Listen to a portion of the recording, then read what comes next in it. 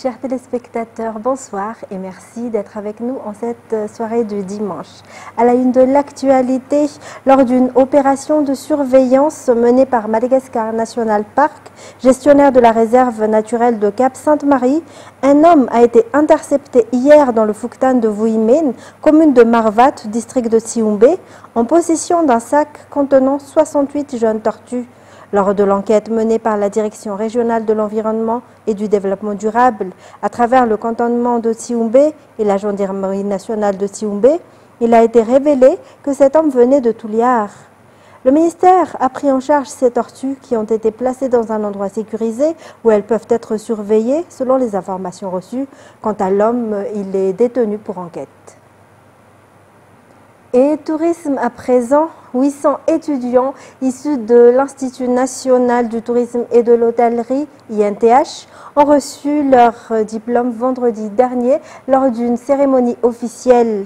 Ces jeunes diplômés issus de la promotion Massauve sont prêts à intégrer le secteur du tourisme et de l'hôtellerie, un pilier essentiel pour le développement économique du pays. Les détails. Parmi ces nouveaux professionnels, 116 ont obtenu une certification dans des métiers techniques tels que la réception, la restauration bar et le service d'hébergement.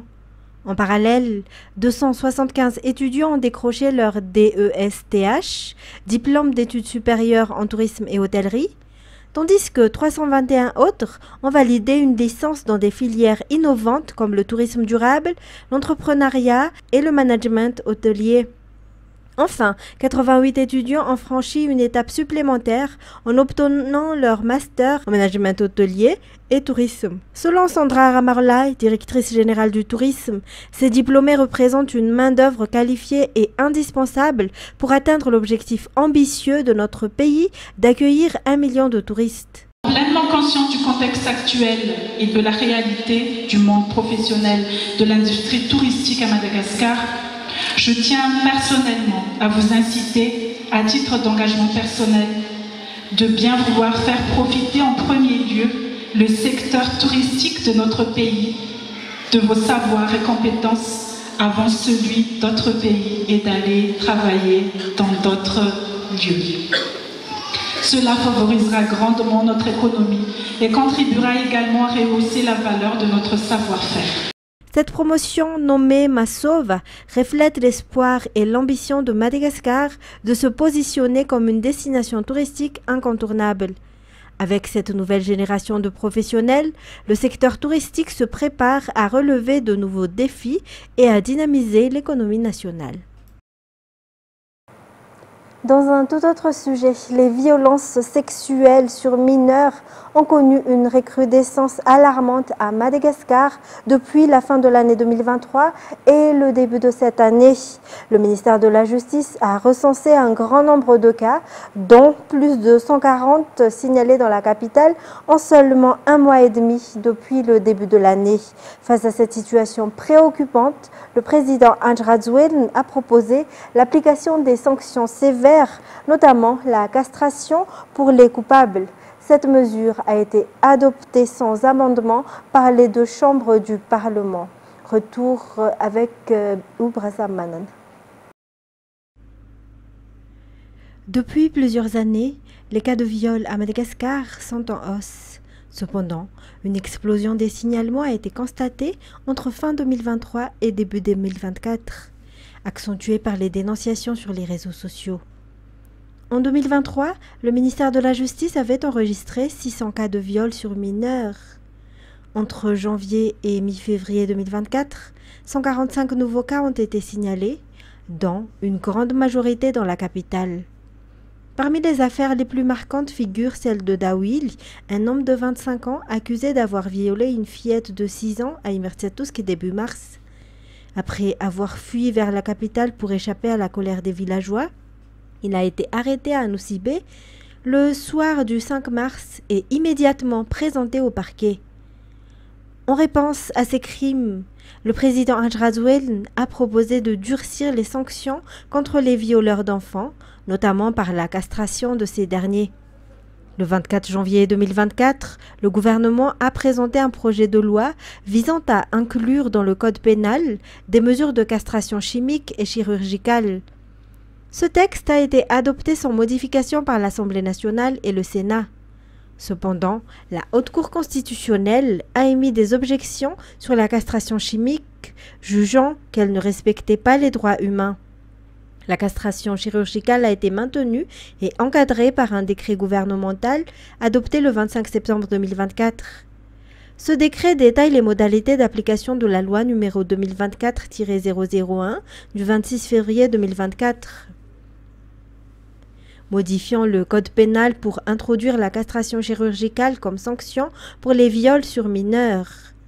Le gouvernement a souligné que cette mesure vise à protéger les enfants innocents victimes de violences et à renforcer la dissuasion contre ces actes odieux.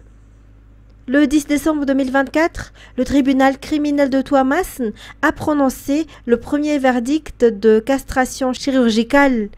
Un homme de 28 ans a été condamné pour avoir violé la fille de sa belle-sœur.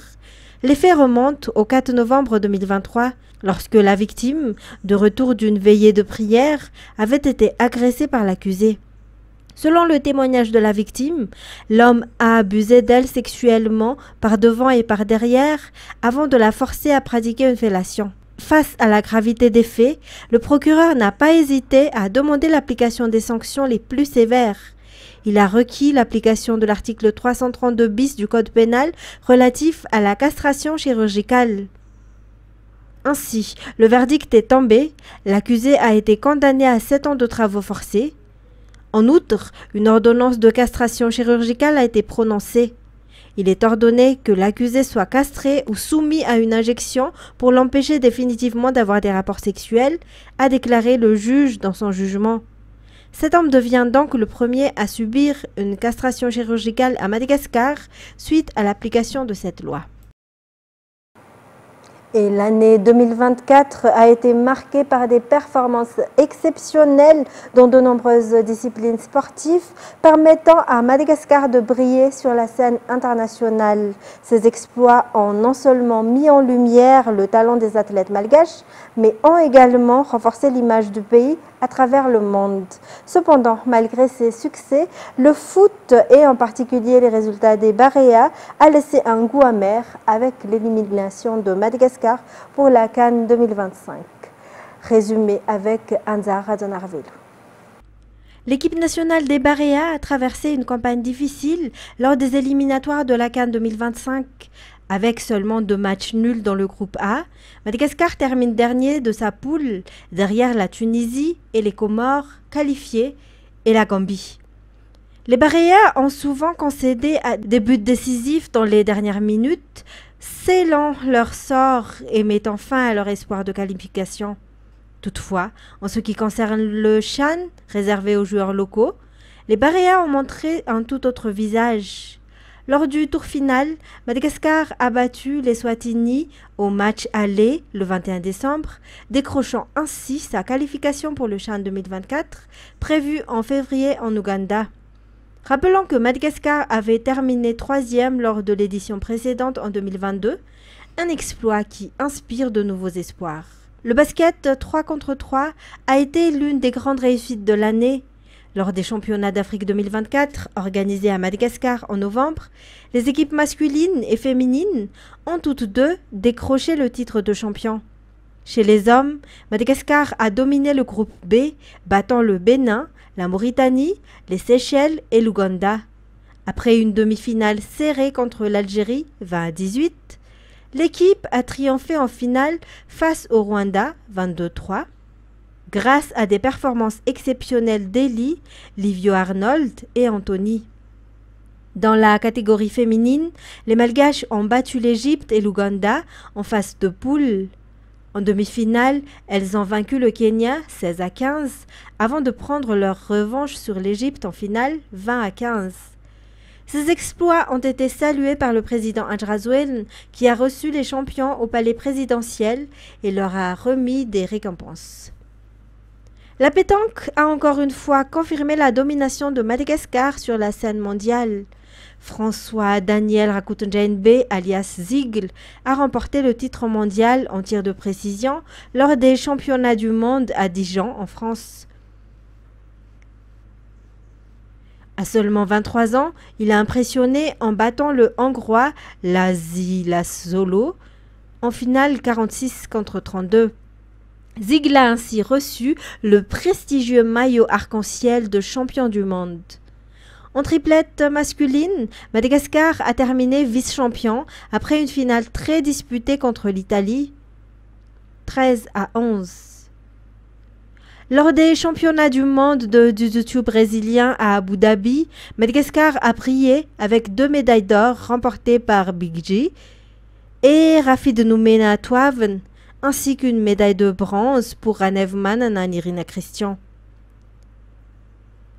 Rosina Randafiarsan, dans la catégorie des moins de 45 kg, a décroché une médaille d'argent au championnat du monde.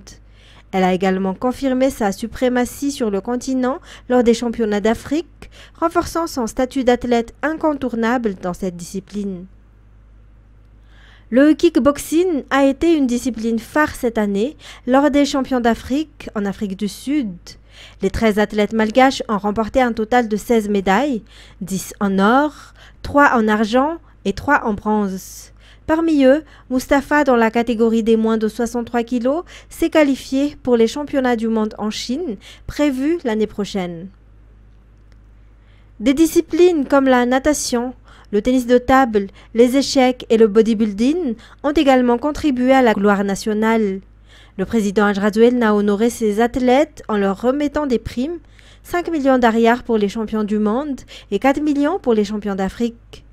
Les médaillés d'argent et de bronze ont également été récompensés.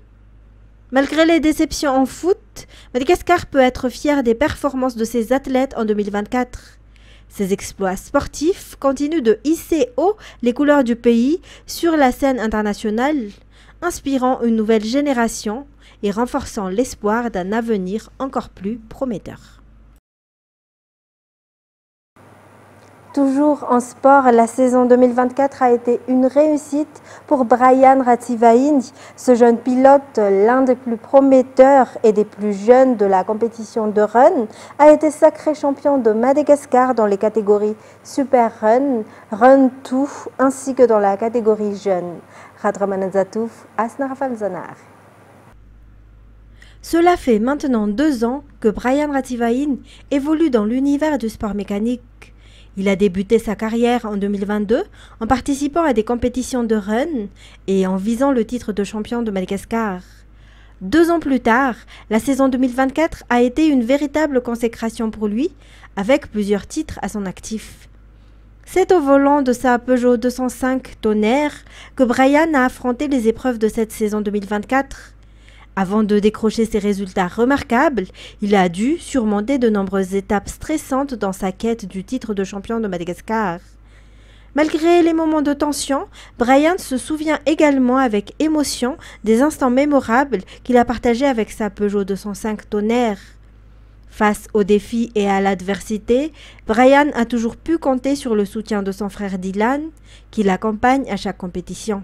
Dylan joue un rôle clé en tant que conseiller, lui donnant de précieux conseils pour atteindre les meilleurs résultats. La saison 2024 n'est pas seulement un succès pour Brian, mais également pour son frère Dylan et de toute leur famille. Ces victoires, obtenues dans plusieurs catégories, ont permis à Brian, âgé de 16 ans, de marquer l'histoire en tant que l'un des plus jeunes champions de Madagascar. Les efforts de Brian ne s'arrêtent pas là, il se prépare déjà pour la saison 2025, tant sur le plan technique pour sa voiture que sur le plan personnel en tant que pilote. Dans les actualités internationales, un avion de la compagnie sud-coréenne Jeju Airlines s'est écrasé avant de prendre feu à son atterrissage à l'aéroport de Muan. Le crash a fait au moins 179 morts et 2 rescapés, un bilan qui devrait encore s'alourdir. C'est la catastrophe aérienne la plus meurtrière de l'histoire du pays. France 24. Bien, on a un certain nombre de faits. Dans ce genre d'accident, il faut toujours partir sur les faits. Le premier, c'est que l'appareil s'est posé train rentrée. Le deuxième, c'est qu'il s'est posé avec les volets rentrés, c'est-à-dire qu'il n'était pas en configuration d'atterrissage. Et le troisième point, c'est qu'il n'y a pas de lien apparent entre l'impossibilité de sortir le train et les pannes des moteurs. Voilà, ça, c'est les sujets actuels. Maintenant, sur le risque aviaire, le risque de choc qu'il peut y avoir entre un nuage d'oiseaux, parce qu'un oiseau peut ne pas suffire tout de même, et l'extinction des moteurs, ben, ça arrive en basse altitude, à un moment où les avions sont soit en phase d'atterrissage, soit en phase de décollage, c'est-à-dire avec des moteurs qui tournent à plein régime. Et ces moteurs tournant à plein régime, s'ils ingèrent des oiseaux ne serait-ce que de quelques centaines de grammes, voire 200 grammes, ça peut faire des dégâts absolument considérables et ça peut arrêter ou même mettre le feu à un moteur. Mais il y a... Là, dans ces cas-là, la solution, c'est de réagir assez rapidement, de vérifier bien sûr que les deux moteurs sont effectivement éteints, et de ne pas pouvoir les rallumer, parce qu'il y a toujours la possibilité d'essayer de les rallumer. Et puis ensuite, c'est de se poser et de choisir un terrain d'atterrissage. Et puis, encore une fois, ça se fait en principe à proximité des terrains d'atterrissage, puisque c'est soit en phase de décollage, soit en phase d'atterrissage. Là, il s'agit de se jeter, entre guillemets, sur le terrain le plus proche, et s'il n'y en a pas, de trouver une surface plate et lisse pour pouvoir poser l'avion en situation d'urgence totale. C'est ce qui s'est passé avec l'A320 en janvier 2009, qui s'est posé dans l'Hudson. Mais là, je pense qu'elles n'ont pas eu le temps d'être appliquées. Quand vous avez des problèmes de sortie de train d'atterrissage, d'abord, il y a une sortie en secours, qui est mécanique, on va dire. Et donc, normalement, il faut que les deux circuits soient en panne. Le circuit nominal, qui sort à sortir le train, et puis le circuit secours. Et si ces deux circuits ne fonctionnent pas, ce qui est quand même statistiquement extrêmement peu probable, alors la tour de contrôle est avertie, et l'appareil tourne autour de l'aéroport, si bien sûr il a ses moteurs, tourne autour de l'aéroport pour consommer du pétrole, de façon à se poser train-rentrée avec le minimum de pétrole, parce qu'il sera plus léger et il y aura moins de risque de feu, bien entendu. Et de son côté, l'aéroport met sur la piste un tapis de mousse, de façon à ce que l'appareil, en se posant, ne déclenche pas un incendie. Donc quand vous avez le temps, quand l'aéroport a le temps et quand l'équipage a le temps, il y a des procédures pour se poser train-rentrée. Et là, visiblement, il n'a pas eu le temps, puisque nous, ni l'aéroport, on a mis en place un système particulier pour accueillir un appareil qui se pose train-rentrée, ni l'équipage n'a eu le temps de sortir le train, ni même les volets d'ailleurs, qui est un dispositif qui permet de se poser à des vitesses plus faibles. Et là, c'était vraiment leur objectif. Parce que ce qui est visible sur les vidéos, c'est qu'ils se posent quasiment au milieu de la piste et à très forte vitesse. Mais... Le Premier ministre français François Bayrou s'envolera ce soir pour l'archipel de Mayotte, 2 semaines après le passage du cyclone Chido. Une visite tournée vers des solutions concrètes pour les habitants de l'île dévastée par la catastrophe. Qu'est-ce qui se joue dans cette visite express? Réponse dans ce reportage de France 24. On est dans le sauf qui peut, on est dans l'urgence, c'est un État affaibli, on le sait en France, je ne parle pas de ce qui se passe à Mayotte, avec un gouvernement qui vient d'à peine d'arriver, qui vient à peine d'être nommé, un Premier ministre lui-même qui vient à peine d'être nommé, donc on est dans quelque chose qui est assez compliqué pour François Bayrou. Donc face à cette difficulté, effectivement, on sent bien qu'on essaie de trouver le meilleur dosage, le meilleur timing entre ce qui se passe à Mayotte et aussi ce qui se passe en métropole. Vous voyez, les paramètres de l'équation sont très complexes. Évidemment, il y a l'urgence mahoraise, mais il y a aussi une forme d'urgence aussi à Paris, en France, en métropole. Donc, on est dans quelque chose qui, voilà, on sent bien qu'on fait ce qu'on peut avec ce qu'on a. Décrit comme le plus grand festival de rue d'Afrique, le festival Calabar tient sa 20e édition au Nigeria. Il rassemble de plus en plus de monde dans le sud du pays. France 24.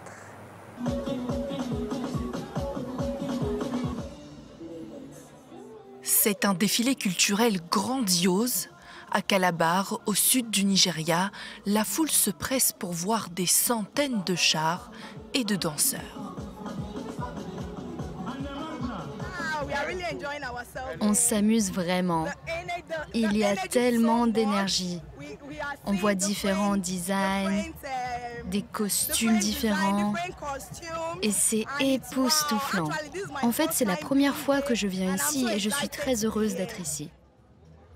Ici, les participants sont issus de différentes communautés de la région pour rendre hommage au riche patrimoine culturel du Nigeria.